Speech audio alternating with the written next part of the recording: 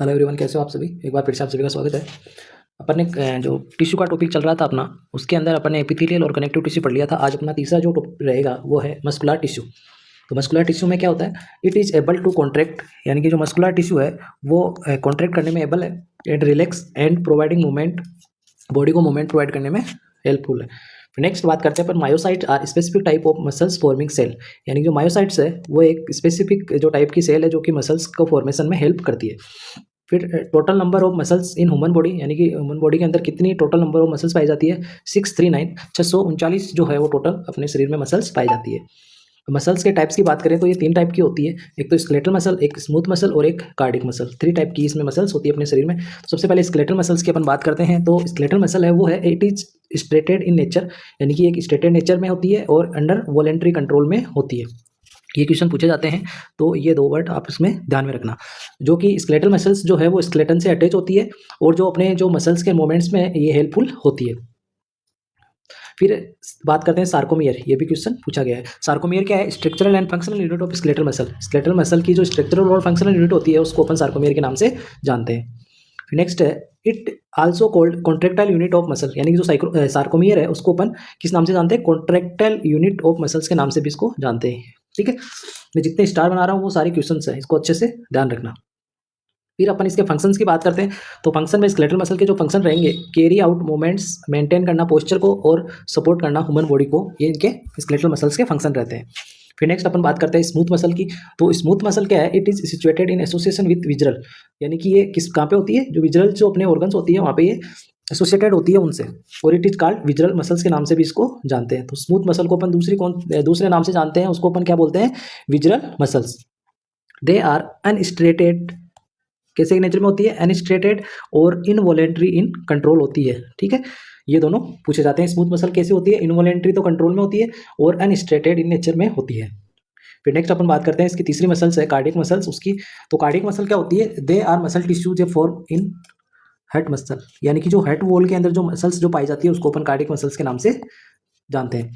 ये कैसी नेचर में होती है, स्ट्रेटेड तो इन नेचर होती है और इनवॉलेंट्री इन कंट्रोल होती है। ठीक है, ये होती है कार्डियक मसल्स। ये थे आपके मसल्स के बारे में। अब अपन देखते हैं जो आपके जो पीआर वाली बुक है उसके अंदर आपके इनके मस्कुलर जो टिश्यू है उनके क्वेश्चंस कौन कौन से हैं।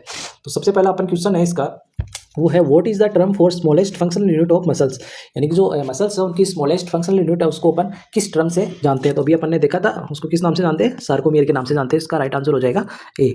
फिर नेक्स्ट है, the contractile protein in skeletal muscle is, यानी कि जो स्केलेटल मसल होती है उसकी जो कॉन्ट्रेक्टाइल जो प्रोटीन होती है वो कौन सी है। तो स्केलेटल मसल की जो कॉन्ट्रेक्टाइल प्रोटीन है वो होती है एक्टिन। तो डी ऑप्शन इसका राइट आंसर हो जाएगा। अब अपन देखते हैं कॉन्ट्रेक्टाइल प्रोटीन कौन कौन सी होती है। तो जो कॉन्ट्रेक्टाइल प्रोटीन कौन कौन सी होती है स्केलेटल मसल के अंदर, ये 2 होती है, एक तो होती है एक्टिन, एक होती है मायोसिन। ठीक है, ये तो होती है दोनों कॉन्ट्रेक्टाइल प्रोटीन। फिर एक दूसरी प्रोटीन पाई जाती है उसको रेगुलेटरी प्रोटीन के नाम से जानते हैं, रेगुलेटरी प्रोटीन। तो रेगुलेटरी प्रोटीन होती है वो भी 2 होती है, एक तो होती है ट्रोपोमायोसिन और एक होता है ट्रोपोनिन। ये कौन सी 2 जो प्रोटीन होती है, रेगुलेटरी प्रोटीन होती है, कॉन्ट्रेक्टाइल प्रोटीन है वो एक्टिन एंड मायोसिन होती है। फिर इसके अंदर 2 फिलामेंट पाए जाते हैं, एक तो थिक और एक थिन फिलामेंट। जो थिक वाला फिलामेंट है वो जो मायोसिन जो होती है, मायोसिन जो प्रोटीन होती है उससे बना हुआ होता है, और जो थिन वाला होता है वो एक्टिन और ट्रोपोनिन और ट्रोपोमायोसिन से बना हुआ होता है। ठीक है, ये था आपका प्रोटीन्स के बारे में कि कौन कौन सी प्रोटीन होती है, कॉन्ट्रेक्टाइल प्रोटीन कौन सी होती है, रेगुलेटरी प्रोटीन कौन सी होती है, ये सारा इसके बारे में था। फिर अपन देखते हैं इसमें आगे अगला क्वेश्चन आपका जो रहेगा वो रहेगा tropomyosin in muscle fibre is a protein, यानी कि जो ट्रोपोमायोसिन है वो कौन सी प्रोटीन है। तो ट्रोपोमायोसिन कौन सी प्रोटीन है, अभी अपन ने देखा था ट्रोपोनिन और ट्रोपोमायोसिन कौन सी प्रोटीन है, ये रही रेगुलेटरी प्रोटीन है। तो इसका राइट आंसर अपना हो जाएगा रेगुलेटरी, तो इसका डी आंसर इसका हो जाएगा। फिर नेक्स्ट है अपना अगला question, skeletal muscle under microscope have जो स्केलेटल मसल है उनको अंडर माइक्रोस्कोप अपन देखते हैं तो वो इसमें पाया जाता है cross striated form by dark and light bands, यानी कि उनमें कुछ डार्क और लाइट बैंड्स पाए जाते हैं। Dark band are formed by protein, यानी कि जो डार्क जो बैंड है वो कौन सी प्रोटीन से बना हुआ होता है, तो इसके अंदर एक्टिन से बना हुआ होता है, मायोसिन से बना होता है, मायोसियम से बना होता है, कोरोनिन से बना होता है, या मायोसिन से बना होता है। तो जो डार्क वाला जो बैंड है वो किससे बना होता है, मायोसिन से बना होता है। तो इसका राइट आंसर हो जाएगा डी ऑप्शन। ठीक है, अब अपन देखते हैं इसमें जो मायोसिन जो प्रोटीन है, ये मायोसिन जो प्रोटीन है वो प्रेजेंट कहाँ होती है, present in muscle, present in muscle fibrils, muscle fibrils में प्रेजेंट होती है। एंड ये कॉन्स्टिट होती है 45% ऑफ ऑल प्रोटीन के, यानी कि जो जितनी टोटल जो मसल प्रोटीन पाई जाती है उसका ये 45% केवल मायोसिन पाई जाती है। जो ये डार्क जो बैंड है जिसको अपन ए बैंड के नाम से भी जानते हैं, ठीक है, जो डार्क वाला बैंड है उसको ए बैंड के नाम से भी जानते हैं, जो कि कंपोज्ड होता है, कंपोज्ड ऑफ थिक फिलामेंट। किससे कंपोज्ड होता है, थिक फिलामेंट से ये कंपोज्ड होता है। जो थिक वाला फिलामेंट है उसके अंदर अपन ने जो इसमें कंटेन होता है मायोसिन। ठीक है, जो अभी देखा था अपन ने, जो थिक फिलामेंट है वो कौन सी प्रोटीन से बना हुआ होता है, मायोसिन से बना हुआ होता है। ठीक है, ये था आपका ये क्वेश्चन। फिर नेक्स्ट अगला क्वेश्चन है, immediate source of energy for the muscle contraction is, यानी कि जो मसल कॉन्ट्रैक्शन के लिए जो इमीडिएट सोर्स ऑफ एनर्जी है वो क्या है, एक्टिनोमाइसिन है, या एडिनोसिन ट्राइफॉस्फेट है, ट्रोपोनिन है, या फोस्फोक्रेटिनिन है। तो एटीपी है वो, ये तो सभी को पता है, एटीपी है वो मसल कॉन्ट्रैक्शन में एनर्जी का काम करती है। तो इसका जो राइट आंसर हो जाएगा बी ऑप्शन है, इसका राइट आंसर हो जाएगा। फिर नेक्स्ट आपका अगला क्वेश्चन है, sarcomere refer to that protein of myofibril between, यानी कि जो सार्कोमियर है वो रेफर करता है प्रोटीन ऑफ मायोफिब्रिल बिटवीन, यानी कि इसके बीच में ए एंड एच बैंड के रूप बीच में, ए एंड जेड बैंड के बीच में, ए एंड आई बैंड के बीच में, या फिर टू जेड बैंड के बीच में। तो ये दोनों किसके बीच में होता है, टू जेड बैंड के बीच में। तो इसका डी जो ऑप्शन है वो इसका राइट हो जाएगा। ठीक है, तो अब देखते हैं अपन जो सार्कोमियर है, ये तो अभी तो अपन ने देखा था, सार्कोमियर है वो एक स्मॉलेस्ट फंक्शनल यूनिट है, ठीक है, मसल फाइबर की, जो कि बनी हुई होती है, सार्कोमियर मेड बाई प्रोटीन, किससे बनी हुई होती है, प्रोटीन से बनी हुई होती है, जो कि अरेंज होती है, कहाँ अरेंज होती है, बिटवीन टू जेड डिस्क के बीच में ये प्रेजेंट होती है। ठीक है, फिर नेक्स्ट अपन अगला क्वेश्चन की बात करते हैं, विच of the below is the true statement about the H zone of sarcomere, यानी कि जो एच जोन है सार्कोमियर का उसके बारे में कौन सा ट्रू स्टेटमेंट है। तो इसमें देखते हैं, it content thin filament only, यानी कि इसके अंदर केवल थिन फिलामेंट होते हैं, it content thick and thin filament lying side of side, या इट इज डिवोइड ऑफ थिक और thin filament, it content thick filament only. तो इसका जो आपका राइट आंसर हो जाएगा, तो एच जोन है जो इसमें क्या पाए जाते हैं, केवल थिक फिलामेंट ही पाए जाते हैं। तो इसका राइट आंसर हो जाएगा आपका डी ऑप्शन। ठीक है, फिर अपन अगला नेक्स्ट क्वेश्चन देखते हैं, what is the main source of energy for cardiac muscle, यानी कि जो कार्डियक मसल्स होती है उनका जो सोर्स है, मेन सोर्स है एनर्जी का, वो क्या है। तो जो कार्डियक मसल का जो एनर्जी का मेन सोर्स है वो होता है फैट। तो इसका राइट आंसर हो जाएगा बी ऑप्शन। तो जो फैटी एसिड्स जो होते हैं वो जो कार्डियक मसल्स होती हैं उनके एनर्जी के सोर्स के रूप में ये काम में आते हैं।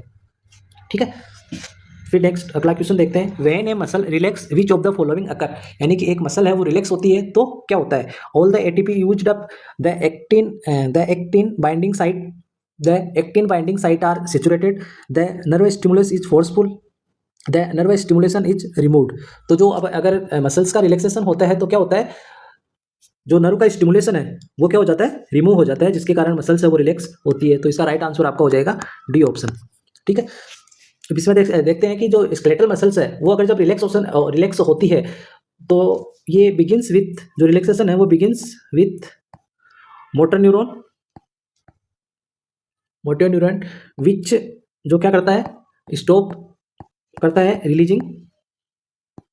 रिलीजिंग केमिकल सिग्नल, क्या कर देते हैं, ये जो केमिकल जो सिग्नल है वो रिलीज करना बंद कर देते हैं, जो कि सिनेप्स पर जो पाए जाते हैं, सिनेप्स पाए जाते हैं, जो न्यूरोमस्कुलर जंक्शन पे जो सिनेप्स पाए जाते हैं उनको जो है जो केमिकल जो सिग्नल्स हैं वो देना बंद कर देते हैं, जिसके कारण ये रिलैक्स हो जाते हैं।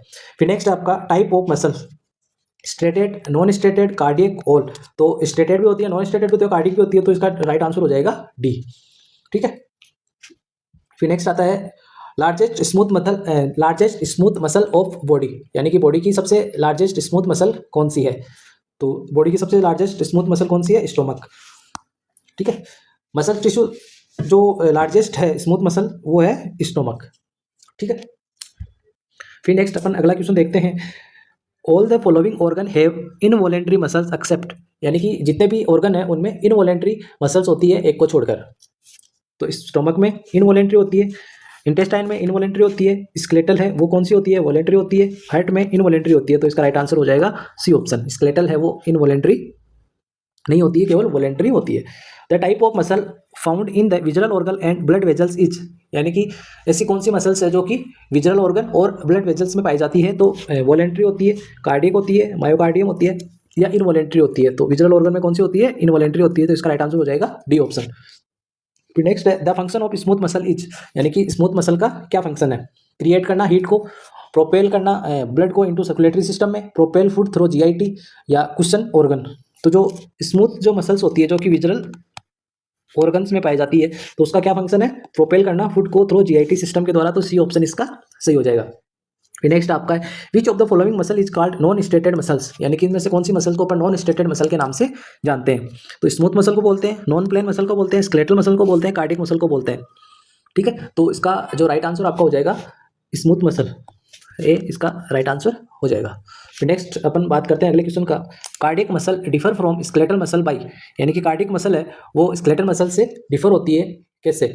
It contain actin and myosin, it has automaticity and conductivity, it need calcium for contraction, या इट थ्राइव विदाउट ऑक्सीजन। तो इसका जो कार्डियक मसल्स जो होती है वो क्या काम करती है? ऑटोमेटिसिटी होती है और कंडक्टिविटी इसका फंक्शन होता है। तो ये इसलिए इसका डिफरेंस होती है। तो इसका बी जो ऑप्शन है वो राइट आंसर हो जाएगा। ठीक है। ये भी इसमें देखते हैं कि कार्डियक मसल डिफर है वो स्केलेटल मसल से कैसे होती है। जो कार्डियक मसल है वो स्पेशली जो कार्डियक मसल्स है फाइबर है उनके द्वारा बनी होती है, जो कि ऑटो रिदमिक वर्क करता है, सेल्फ एक्साइटेबल होता है, यानी कि वो ऑटोमेटिक ये काम करते हैं। फिर इसमें जो कार्डियक मसल्स जो होती है, अगर ये cardiac muscles can beat if it removed from body automatically, cardiac muscle have also faster conductivity by presence of gap junction। gap junction के प्रेजेंस के कारण इसमें कंडक्टिविटी है वो फास्टर कंडक्टिविटी की एक्टिविटी पाई जाती है, जिसके कारण ये जो स्केलेटल मसल है उससे ये डिफर होती है। तो ये था आपका मस्कुलर टिश्यू है उसके बारे में। ठीक है। आज का टॉपिक आप यहाँ पर यही समाप्त करते हैं। तब तक के लिए थैंक यू।